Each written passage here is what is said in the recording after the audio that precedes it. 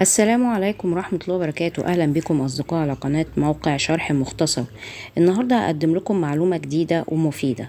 النهاردة بنتكلم عن أداة من أدوات الذكاء الاصطناعي اسمها شات جي بي تي.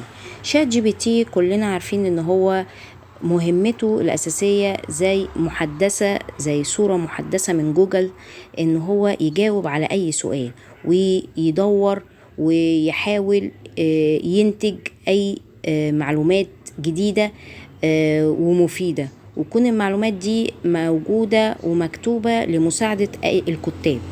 طبعا شات جي بي تي من فوائده ان هو بيساعد في الكتابة، بيساعد في التعلم، بيساعد في البرين ستورمينج اللي هو العصف الذهني، وكمان بيبتدي ان هو يفتح مجالات اكتر، ان هو يديك افكار اكتر.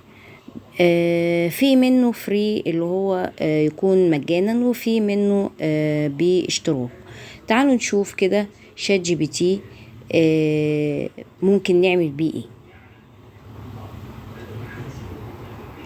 شات جي بي تي هو عبارة عن أداة بتعمل زي خطط كده أو أنشطة أو أفكار كل يوم كده. مثلا يعني ممكن احنا مثلا النهاردة بندور على مثلا زي وصفات أكل صحية مثلا أو وصفات أكل صحية. نبتدي كده يشوف هو يدور لنا فيها زي ما احنا شايفين كده. هو كتب لنا حضراتكم أكلات كتير. كتب ايه بقى؟ وصفات أكل صحية. كتب سلطة الكينوا والخضروات، سلطة سمك سلمون مشوي، شوربة مثلا عدس، عصير أخضر وهو كرفس وتفاح، دجاج مشوي، وهذه. وطبعا أكيد في وصفات تانية أخرى يعني، بس طبعا هو ده. ممكن نسأله سؤال كمان: مشروبات صحية. يبتدي يجاوب لنا برضو زي ما احنا مكتوب كده، زي ما احنا شايفين حضراتكم، وهكذا. كاتب ايه؟ شاي الجنزبيل بالليمون وماء جوز هند وعصير توت وشاي الماتشا. ده اي معلومة احنا عايزينها، او اي بحث او اي فكرة او اي بنسرش على اي معلومة، شات جي بي تي انا بسميها ثورة في عالم الذكاء الاصطناعي.